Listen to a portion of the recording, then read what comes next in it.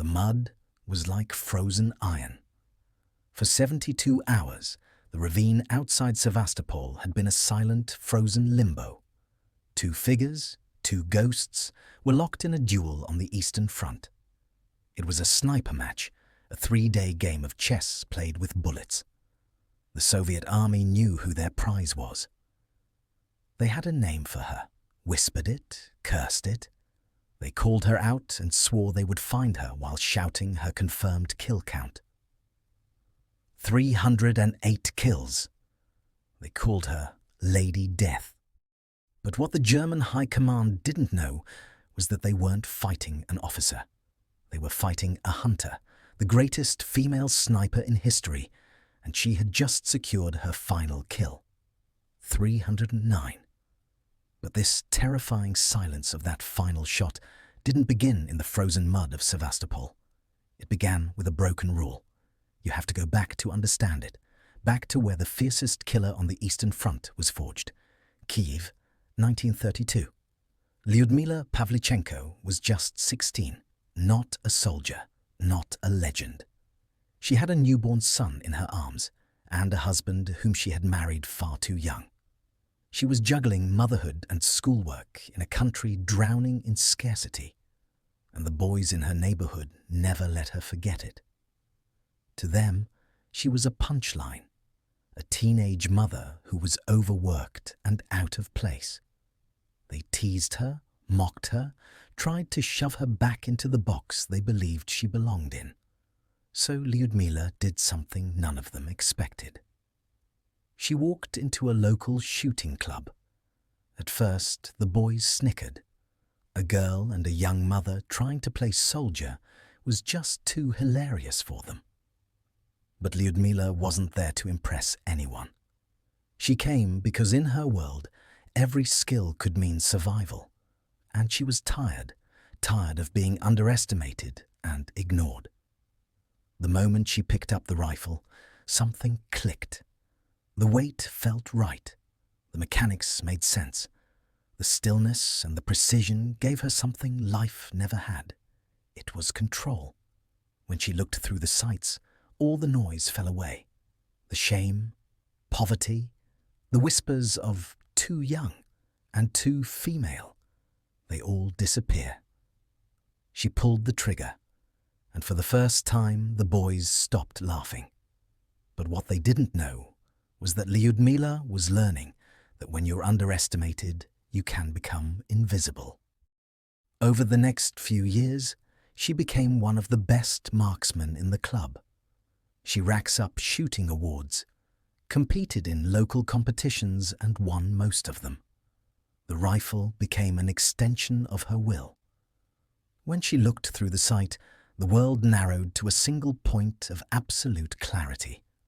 No noise, no distraction, just the target and the mathematics of wind and trajectory. She was a natural, but natural talent only gets you so far. What separated Lyudmila from everyone else was discipline. She practiced obsessively for long hours at the range and hundreds of rounds downrange. She studied ballistics, down to how temperature affects powder burn. The boys who mocked her at 16 won't even compete against her by the time she was 20. But the skill she was building wasn't about trophies. It was about survival and creating options in a world that keeps trying to close doors in her face. By 1941, Lyudmila was balancing motherhood, university studies, and her shooting. She was on track to become a historian. Her thesis was on Bogdan Khmelnytsky, the 17th century Cossack military commander who led an uprising against Polish rule. June 22, 1941. Before dawn, the horizon over the Soviet frontier split open. The German Wehrmacht crashed into the USSR with the largest invasion force in human history. 3 million soldiers, 3,000 tanks, 7,000 artillery pieces, and 2,500 aircraft. In that single morning, Hitler unleashed a war designed to erase the Soviet Union from the map. The Luftwaffe swept in first, bombing Soviet airfields while most pilots were still asleep. By sunrise, half the Soviet Air Force was gone, destroyed before it ever left the ground. By noon, entire Soviet divisions had been surrounded and erased. Army Group South carved straight toward Kiev. The fall of the city was on schedule, and somewhere inside that collapsing world stood 24-year-old Lyudmila. She walked into the Soviet Army recruitment office to volunteer. The place was chaos, thousands of men shoving through the doors and around the block, factory workers with calloused hands, students with books still in their bags, and farmers smelling of soil and smoke. Every one of them was desperate to fight. But Lyudmila waited quietly. When she finally stepped forward, the recruiter didn't ask her name. He didn't care about her experience. He took one look at her and pointed toward a doorway behind him. He dismissed her as suitable only for bandages and litters, never for a rifle. But Lyudmila refused to accept the role assigned to her. She calmly informed him that she was a trained marksman, capable of handling a rifle with more precision than many of the men crowding the room. Her confidence irritated him. The line was long. The war was escalating by the hour, and the idea of a woman stepping onto the front lines contradicted every assumption built into the system. Women were not meant for combat, and certainly not for the deadly precision required of snipers. Yet Lyudmila held her ground. She did not raise her voice, and she did not retreat. She simply insisted on the truth of what she could do. So she made him a deal. Give her a rifle, give her a test. If she fails, she'll go to the medical corps without complaint. The recruiter agrees, probably thinking it's the fastest way to get rid of her. He hands her a rifle, points to a target downrange, standard marksmanship test, 5 shots, see if she can hit anything. Lyudmila took the rifle, a Mosin Nagant. She was familiar with it. She had fired thousands of rounds through this exact model. She checked the sight, felt the weight, chambered a round. But before she could fire, the recruiter changed the test. He points across the field, 2 figures moving near the tree line, Romanian collaborators, enemy soldiers working with the German advance, scouting Soviet positions, live targets. He was calling her bluff, thinking she would freeze, thinking the reality of killing another human being would send her running back to the safety of nursing. Most people would question the order, but Lyudmila didn't hesitate. She had spent years preparing for this exact moment, years being told she didn't belong, and learning that survival means doing what others won't. She dropped into position, controlled her breathing, 2 seconds of inhale, hold, slow exhale. She calculated the distance, maybe 400 meters, light crosswind from the east, slight uphill angle. The first collaborator stopped, turned, scanned the horizon. Lyudmila led the target by half a body width, accounted for bullet drop, and squeezed the trigger. The rifle kicked. The shot echoed across the field. Clean hit. The collaborator drops. The second target reacted and started running for cover. Lyudmila chambered another round. She tracked the movement and led the target before she fired. Another hit. 2 confirmed kills before she was even officially enlisted. The recruiter stared. His mouth was open. He was holding a clipboard, but he forgot to write anything down. The too small girl he was about to send home just killed 2 enemy soldiers without flinching. He cleared his throat and stamped her enlistment papers. She was in. They sent her to the 25th Rifle Division, Red Army Infantry. She was issued a Mosin Nagant rifle with a PU scope, standard Soviet sniper weapon, 5-round internal magazine, bolt action, 7.62 Gaunt 54 Me Orant R cartridge. Simple, reliable, brutal. She was also issued a uniform that didn't fit. The Red Army didn't make uniforms for women. She had to modify everything. Roll up the sleeves, cinch the belt. The boots were too big. She stuffed them with newspaper. In August 1941, she was deployed to Odessa. The city was under siege. Romanian and German forces were closing in from the north and west. The Soviet defenders are outnumbered 3-1. The battle was desperate and chaotic. The front lines shift daily, sometimes hourly. Lyudmila's orders were simple. Eliminate high-value targets, machine gunners, enemy snipers, and anyone directing troop movements or coordinating the attacks. She took her position in the ruins of a bombed-out apartment building. 3rd floor, good vantage point, and clear sightlines across no man's land. But the conditions were inhuman. She was in a hidden sniper nest for up to 18 hours at a time. No movement, no water, just the rifle and the patience to wait. Patience was the real weapon. Because most soldiers couldn't handle the isolation, the silence, and the constant threat of counter-sniper fire. One mistake, or a flash of sunlight off the scope, and you're dead. But Lyudmila had already spent years being invisible and being underestimated. She had been waiting for this moment to prove everyone wrong.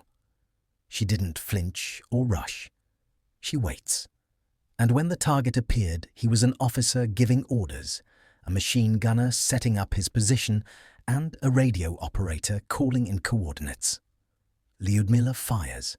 1 shot, 1 kill. In her first week, 14 kills were confirmed. Her first month, 53 confirmed kills. By the end of the first 75 days of combat, she accounted for 187 confirmed kills. Nazi soldiers who never saw her coming. Most snipers in World War II had career totals in the double digits. Lyudmila was racking up kills faster than the command could verify them. Each kill required 2 witnesses. Another soldier had to confirm the target was dropped.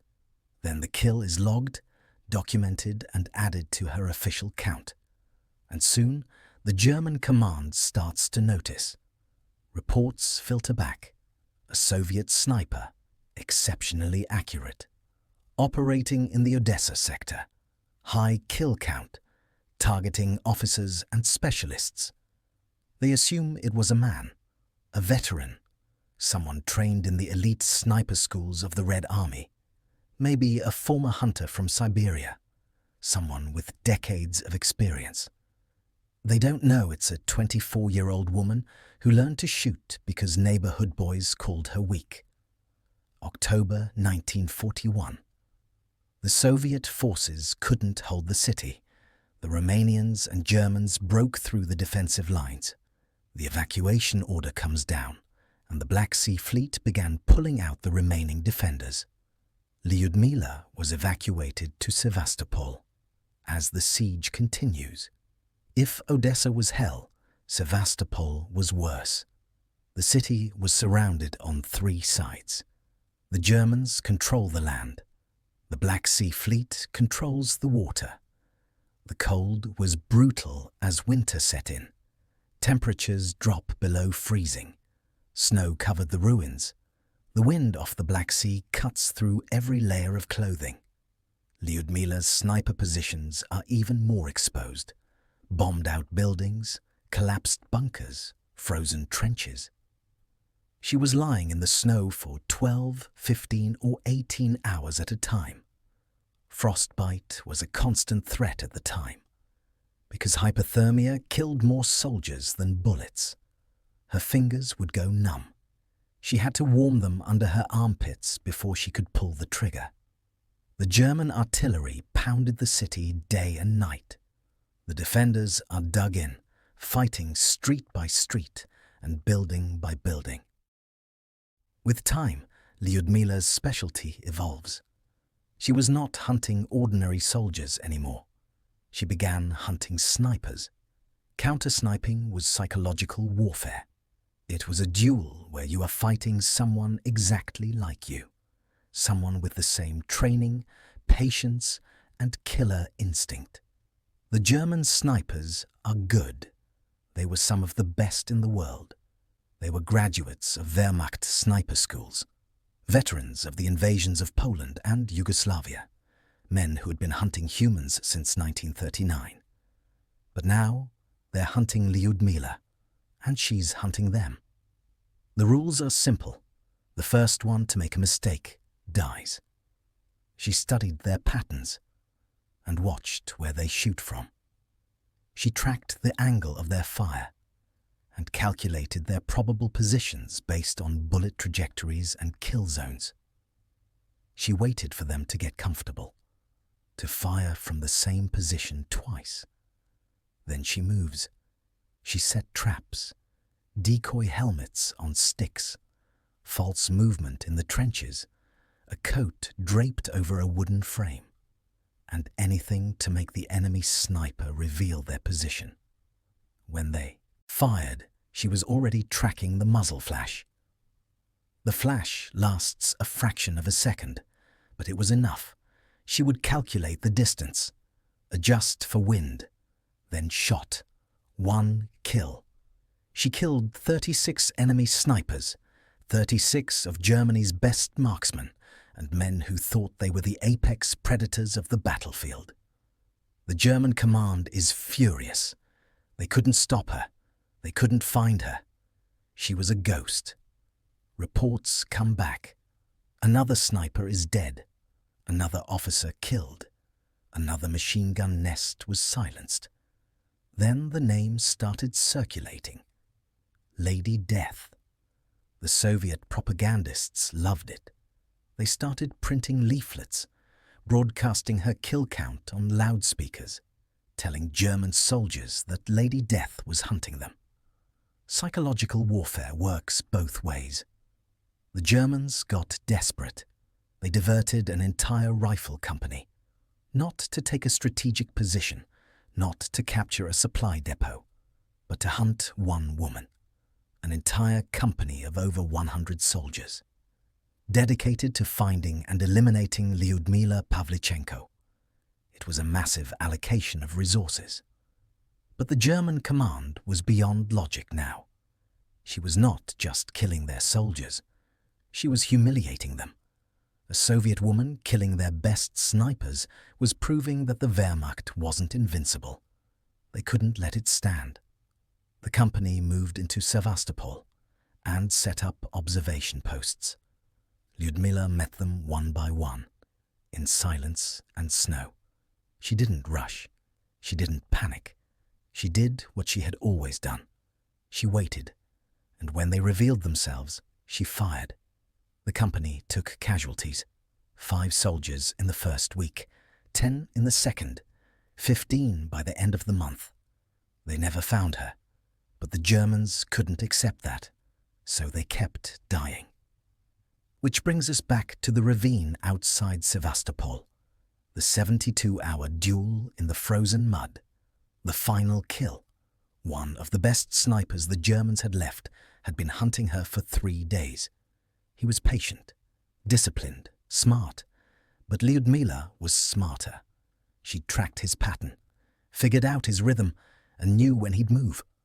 On the 3rd day, she saw the flash. 309. Lady Death had won again. But the victory was hollow, because Sevastopol was falling apart. By June 1942, the city was dying. The German assault had intensified, and the Luftwaffe was bombing around the clock. Artillery shells rained down every minute with defensive lines collapsing. The Soviet defenders were running out of everything: ammunition, medical supplies, hope. Lyudmila had been on the front lines for 10 months straight. 10 months of killing. 10 months of living in frozen ruins, eating scraps and sleeping 2 hours a night. Her body was breaking down. She'd been wounded 4 times. The first wound was shrapnel from a German grenade which tore through her left arm. She wrapped it herself and kept fighting. The second was a bullet graze across her neck that missed her carotid artery by centimeters. She was back in position the next day. The third was a mortar fragment that embedded itself in her leg. The field medic dug it out with pliers. No anesthetic. She bit down on a leather strap and didn't scream.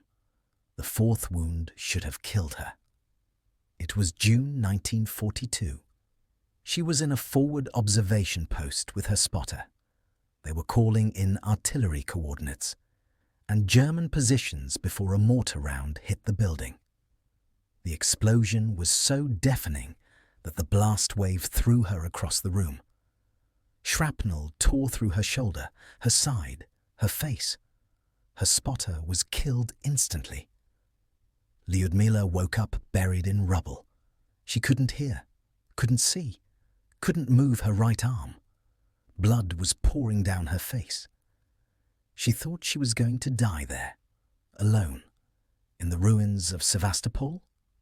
But she didn't. Soviet medics pulled her out, dragged her to a field hospital.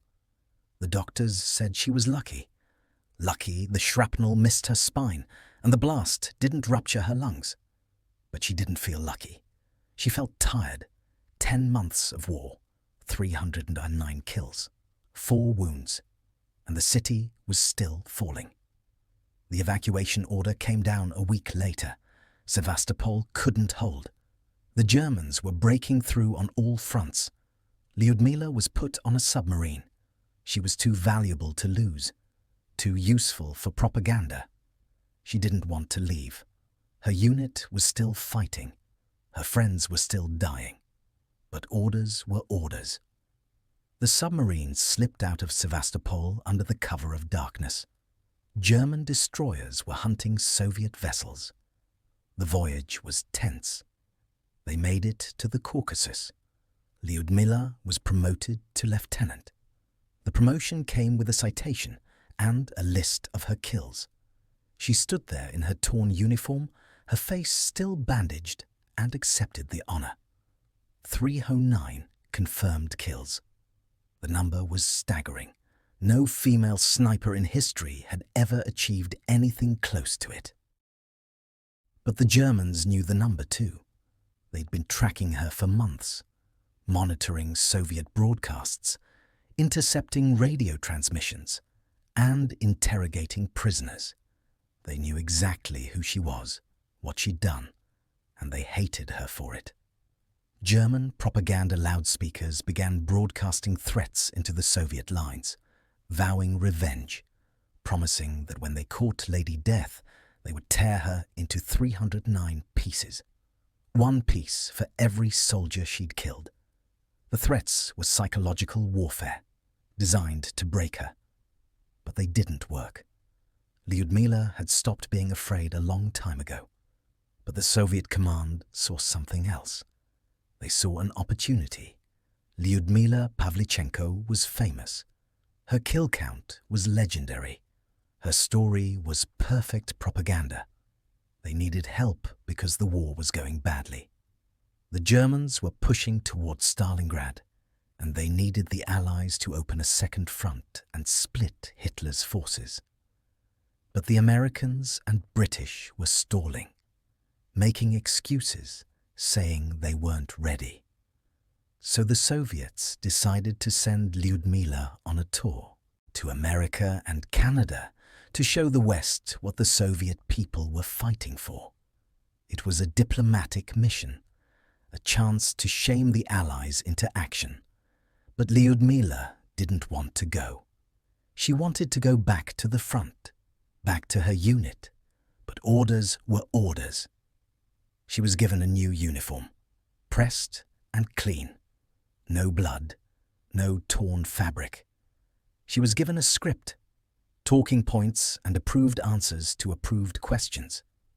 She was told to smile, to be polite, to represent the Soviet Union with dignity. In August 1942, Lyudmila Pavlichenko arrives in Washington, D.C. The American press is waiting. Dozens of reporters, photographers, newsreel cameras. They've never seen anything like her. A female soldier, a sniper. The questions started immediately. They don't ask about the war. They don't ask about Sevastopol. They ask about her lipstick. They ask if her uniform makes her look fat. They ask if she wears makeup in combat and if Soviet men find her attractive. Lyudmila stands there, stone-faced, answering through a translator. She was polite and professional, exactly what the Soviet handlers told her to be. But inside, she's furious. She didn't cross a frozen battlefield to talk about lipstick. She didn't kill 309 Nazi soldiers to answer questions about her appearance. The American press saw the girl sniper, a curiosity, a novelty, something cute and exotic. They didn't see the war-weary killer who just wanted to go home and fight. But the tour continues. New York, Philadelphia, Boston, Chicago. Everywhere she goes, it's the same. Polite audiences, superficial questions and standing ovations that feel hollow.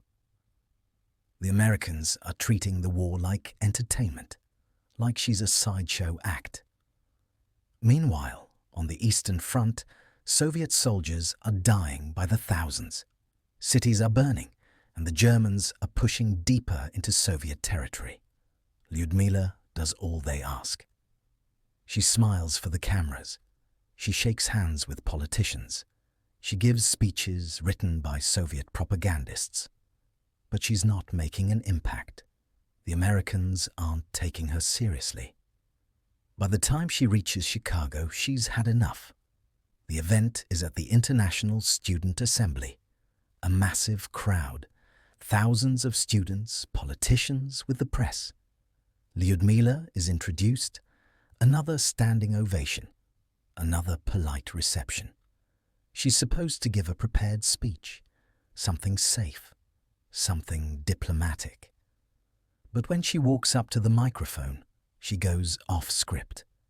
She looks at the crowd, sees the comfortable faces, the clean clothes, the people who've never heard a gunshot in anger, and she speaks. "Gentlemen," she says, "I am 25 years old, and I have killed 309 fascist invaders by now." The crowd goes silent. "Don't you think, gentlemen, that you have been hiding behind my back for too long?" The silence breaks, and the crowd erupts. Applause? Cheers? She just shamed the entire West into listening. No more questions about lipstick. No more treating her like a curiosity. She delivered an ultimatum. And the Americans heard it. The speech made headlines, and newspapers across the country printed her words. Radio broadcasts replay the audio. Newsreels show her standing at the microphone, staring down the crowd. Suddenly, the conversation changed. People started asking why the Allies hadn't opened a second front, why American and British soldiers aren't fighting in Europe while the Soviets are bleeding out. Politicians started feeling pressure. The public started demanding action. Lyudmila had just weaponized shame. And it worked. The tour continues, but it's different now. She's not a curiosity anymore. She meets with labor unions, speaks at rallies, raises money for the Soviet war effort. She became the first Soviet citizen to be received by the US president. President Franklin D. Roosevelt invited her to the White House. They had tea. They talked about the war, and he listened. But more importantly, she formed a friendship with First Lady Eleanor Roosevelt. Eleanor saw something the press didn't. She saw a young woman carrying an unbearable weight. She saw the trauma, the exhaustion, and the loneliness. They traveled together. Eleanor took her to visit factories, munitions plants, shipyards, places where American workers are building tanks, planes, and ships. Lyudmila saw the industrial power of the United States, the scale of production that would eventually turn the tide of the war. But she also saw the disconnect. They didn't understand what war really costs. Eleanor did. She had seen the casualty reports. She knew what was happening in Europe, what was happening in the Soviet Union. The two women formed a bond, a connection that transcended politics and propaganda. Eleanor wrote about Lyudmila in her newspaper column, described her as brave, intelligent, and deeply committed to defeating fascism. It was one of the few moments in the entire tour when Lyudmila felt seen as a person rather than a symbol. By the end of 1942, she returned to the Soviet Union. She was awarded the highest honor the country could give, Hero of the Soviet Union. She was 26 years old. She had killed 309 enemy soldiers. She had survived wounds that should have ended her life. She had traveled halfway around the world and had shamed the West into taking the war seriously. But she was not finished fighting. She wanted to go back to the front, back to Sevastopol, back to the war that had forged her. But the Soviet command refused. They assigned her to a sniper school where she became an instructor and taught young soldiers the skills that had kept her alive, patience, and the mathematics of killing. She hated it. She had always been a hunter, not a teacher.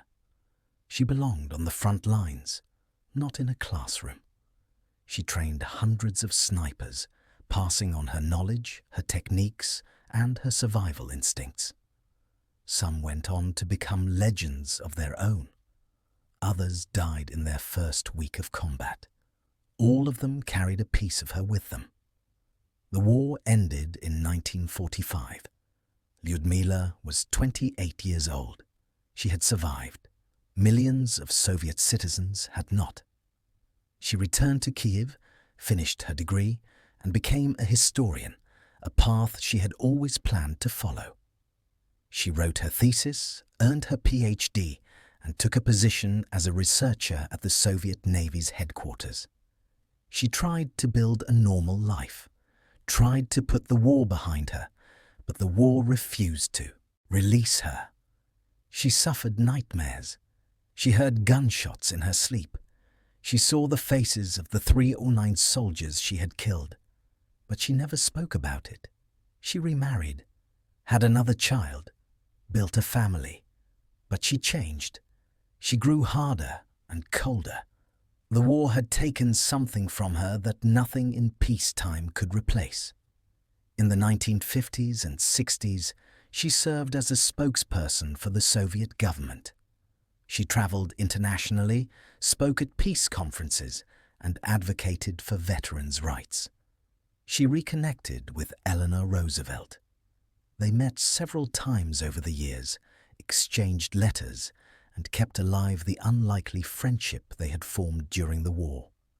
Eleanor remained one of the few people who understood the magnitude of Lyudmila's sacrifice, what she had given and what she had lost.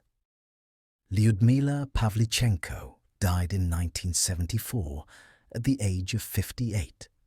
She was buried with full military honors, bearing the title she had earned through unimaginable endurance, Hero of the Soviet Union. But her legacy was never just the body count. History remembered the 16-year-old girl who joined a shooting club because neighborhood boys mocked her, and the young mother who turned necessity into skill. Her life proved something the world had been reluctant to accept, that courage had no gender. The will to survive, to fight, and to win had no gender. If you enjoyed this forgotten piece of history, do hit the like button. And for more incredible stories that the experts tried to bury, subscribe, and ring that bell so you never miss an upload.